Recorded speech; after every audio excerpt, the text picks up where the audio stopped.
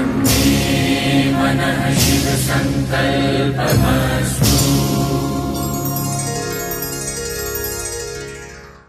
नमस्ते बच्चों, कैसे हो आप सब।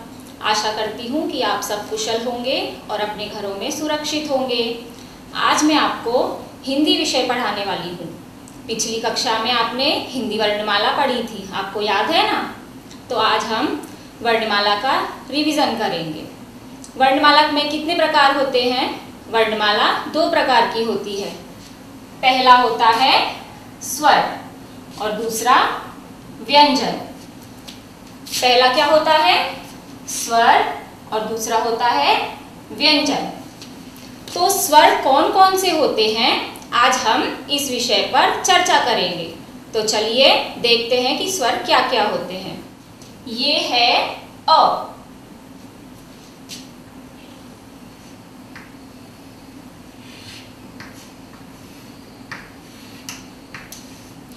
ये है आ,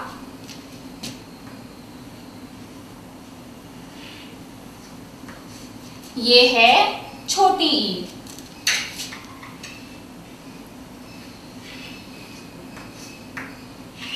और ये है बड़ी ई। और आ, छोटी ई, बड़ी ई। ये है छोटा ऊ।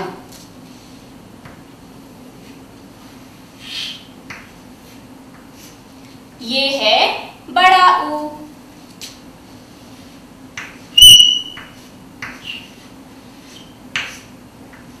ये है री।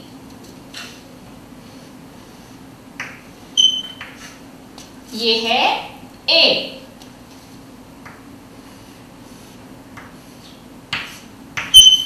ये है ऐ।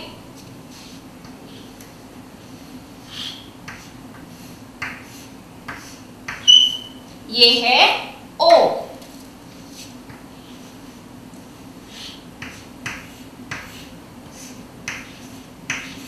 ये है औ।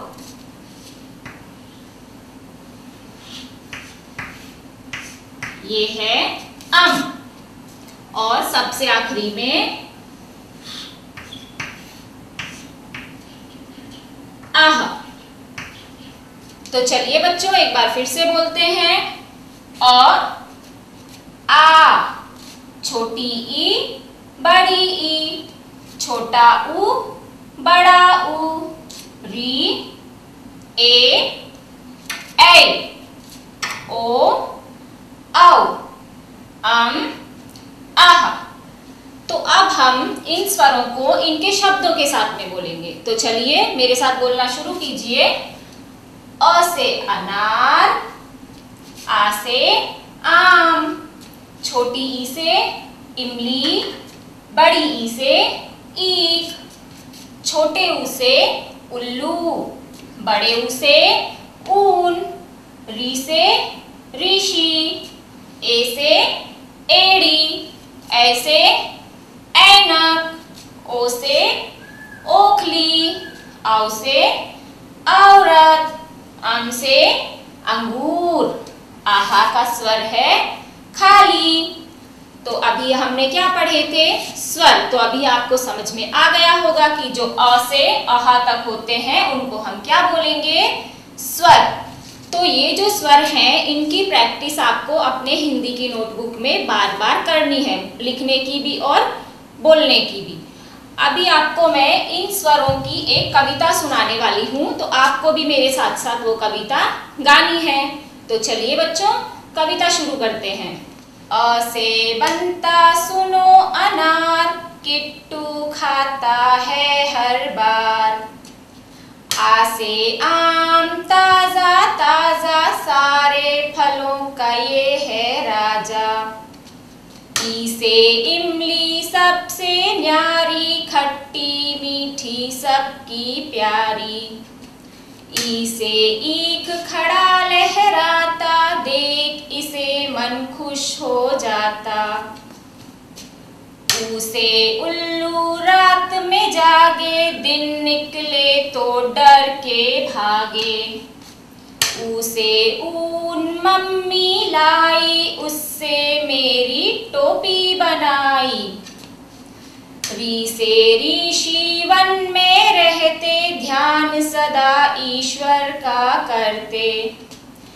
ए से एड़ी खूब रगड़ कर, धोकर पैर रखो बिस्तर पर। ऐसे ऐनक पहनो भाई, पढ़ने में जब हो कठिनाई। ओ से देखो बनी ओखली, अंदर से ये लगे खोखली। औ से औरत माँ के जैसी, कोई नहीं दुनिया में ऐसी। अंग से अंगूर खूब रसीले, हरे हरे काले कुछ नीले। अह से हा हा हंसते बच्चे, भोले भाले मन के सच्चे।